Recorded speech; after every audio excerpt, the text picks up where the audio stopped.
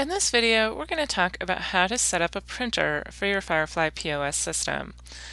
I've gone to Configuration and Printers to get to this screen. Okay, down below I see my currently installed printers, and I can select one to edit it. Or I can add a new printer, which is what we're going to do here.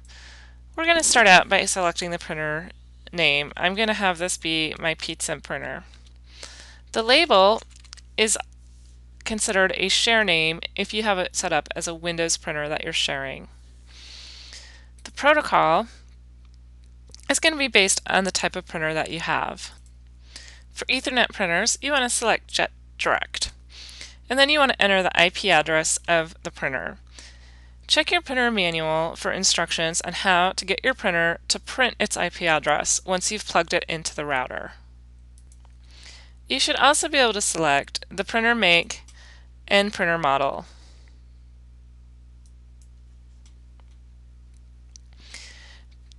The ticket for the receipt and the ticket for the production let you choose a custom ticket format that you'll be using, but you can just leave them at their defaults.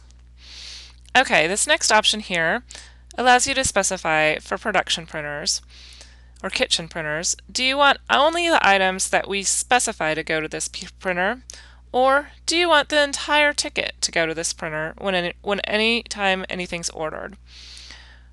Or we can only print production items instead of the entire ticket, which basically means items that print somewhere will print here.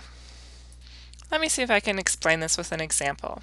Let's say that we have a pizza printer, a salad printer, and then we have fountain drinks which don't print to the kitchen at all.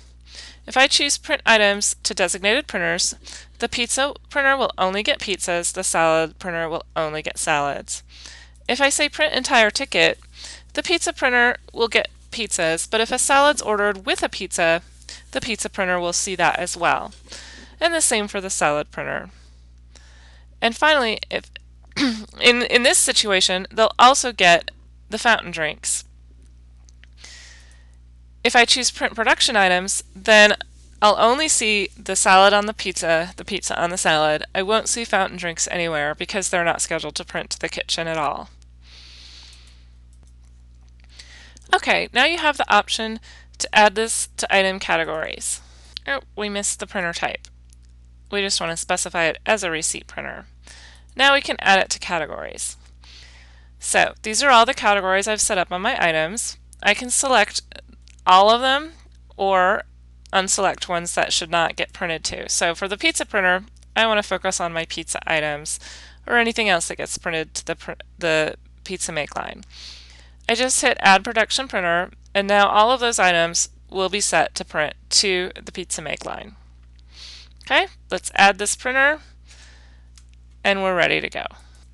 Once added, you'll see it down here in the currently installed printers section. Okay, the next step is to look at this printer station screen. For each station and for each order type, you want to specify which printer to use. So for kitchen production, we'll print to the pizza printer, and for receipt printing, to receipt left. Choose the same for to-go orders, table orders, etc. until you've completed all the order types. You can also choose a delivery printer, which is where driver close slips, driver run receipts, etc. will print. A local printer, and where you want the credit receipts to print for this particular station. Go ahead, save changes, and then do the same thing for each additional station.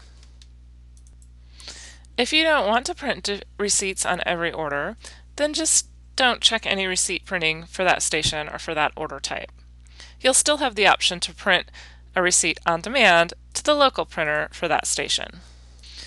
Once you've got these settings all ready to go, you're ready to start printing. Keep in mind that your new printer does need to be added to your Linux server. Check your documentation on how to do this or contact support for assistance.